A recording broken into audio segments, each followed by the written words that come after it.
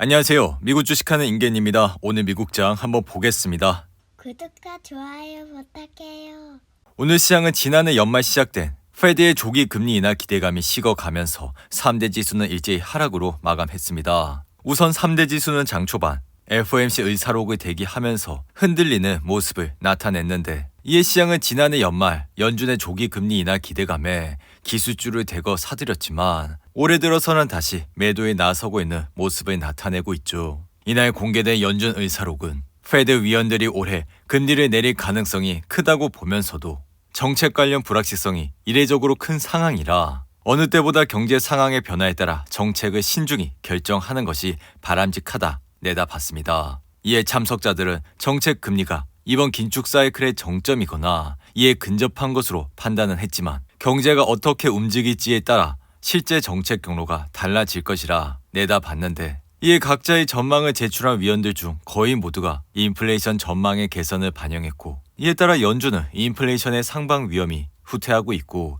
과도하게 제한적인 통화 정책이 경제에 해를 끼칠 가능성도 우려를 하고 있기 때문에 2024년 말에는 낮아진 기준금리가 적절할 것으로 내다보고 있다 할 수 있죠. 그럼에도 불구하고 연준은 정책 경로와 관련한 불확실성이 이례적으로 고조된 상황이라 인플레이션이 기대만큼 내려오지 않으면 기준금리를 현 수준에서 유지하는 것이 필요하다 판단했고, 심지어 일부 위원들은 상황 변화에 따라 추가 금리 인상 가능성이 있다고 판단했습니다. 이에 따라 페드는 대체로 통화정책 결정에서 신중하고 지표에 따르는 접근 방식을 여전히 유지하고 있고, 연준의 목표치로 꾸준히 하락할 때까진 한동안 제한적 기조를 유지할 것이라 생각이 드는데, 이와 함께 토마스 바킨 리치먼드 연은 총재 역시 이날 인터뷰에서 자동 조정 장치라는 없다라며 시장의 기대를 억누르는 발언을 내놨는데, 이에 그는 올해 금리 조정의 속도와 시기는 인플레이션과 경제 전망에 달렸다며 예측은 어렵고 조건은 항상 변해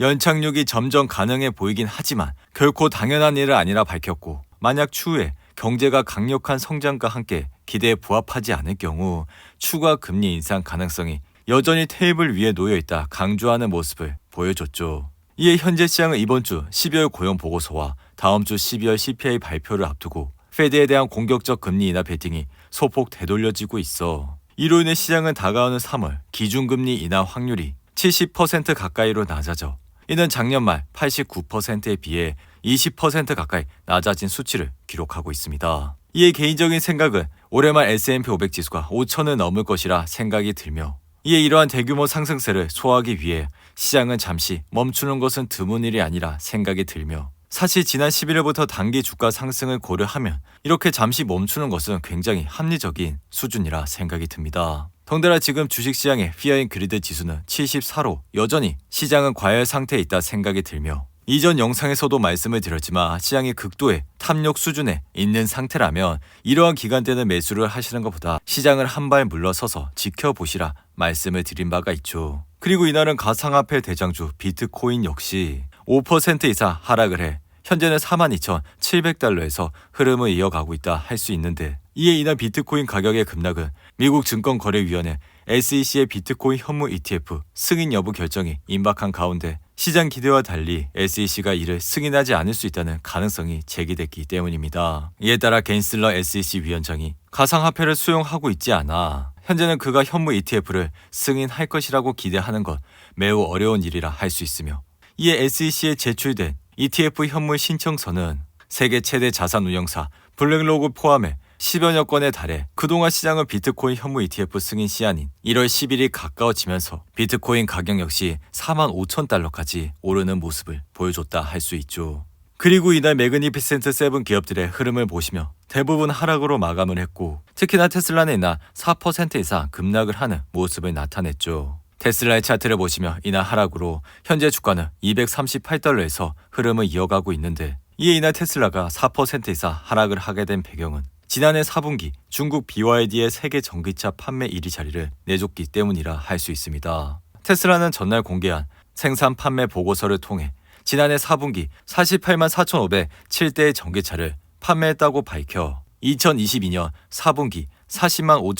5,278대 대비 전기차 판매량이 8만 대가량 늘어난 수치를 나타냈지만, BYD가 지난해 4분기 52만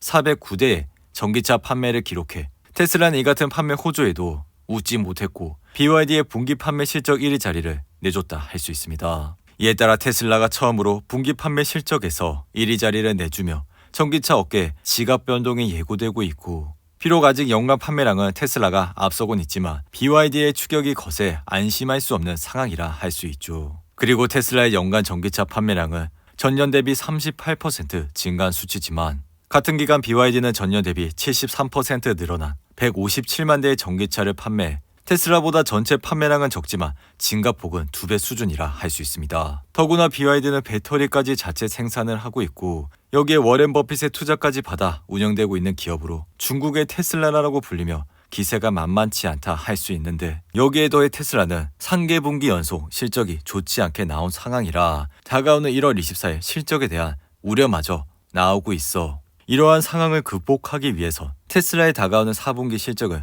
그 무엇보다 굉장히 중요하다 할 수 있습니다. 그리고 이날 엔비디아는 1.24% 하락해 현재는 475달러에서 흐름을 이어가고 있지만, 이날 UBS는 보고서를 통해 AI 테마는 이제 막 시작한 단계라며 장밋빛 전망을 내놨고, 이에 2010년 스마트폰과 같은 스마트 기기 시장 규모가 15배 확대되는 데는 10년이 걸렸지만 AI 시장 규모가 15배로 확대되는데 걸리는 시간은 그 절반이 5년이면 충분하다고 강조하는 모습을 보여줬죠. 이에 개인적인 생각 역시 AI가 올해에도 글로벌 기술주를 끌어올릴 핵심 테마로 생각이 들며, 이러한 AI 시장의 성장은 병합을 부르게 되면서 이 때문에 엔비디아 같은 덩치 큰 기업들이 더 커질 수가 있어 두둑한 호주머니를 찬 AI 업계를 이끄는 선두주자들이 이러한 시장의 선도업체 이점을 누릴 것이라 생각이 듭니다. 이에 엔비디아는 지난 1년간 AI 특수에 힘입어 주가는 240% 가까이 폭등을 했지만, 현재는 엔비디아가 만든 H100은 없어서 못 팔 정도로 수요가 폭증하고 있어 이에 따라 주가 상승 여력 역시 충분하다고 할 수 있는데,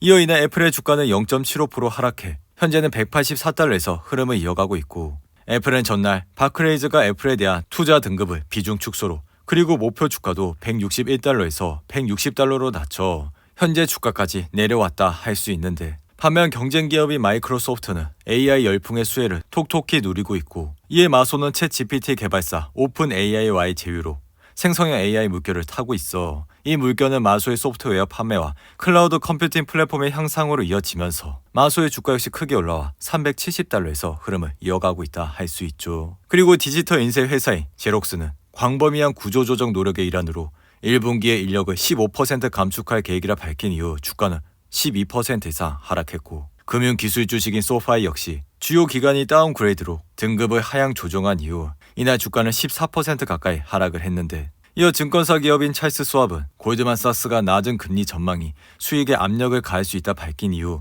이날 3% 가까이 하락했고, 캐나다에 본사를 둔 에너지 회사인 썬코어 에너지는 시장의 예상치를 능가하는 4분기 업스트리밍 생산 수치를 보고한 이후 이날 6% 이상 상승을 했습니다. 오늘도 8분이 넘는 긴 영상 끝까지 시청해 주셔서 감사하고요. 가시기 전에 구독과 좋아요 잊지 마시고, 그럼 저는 다음 영상에서 찾아뵙겠습니다. 감사합니다.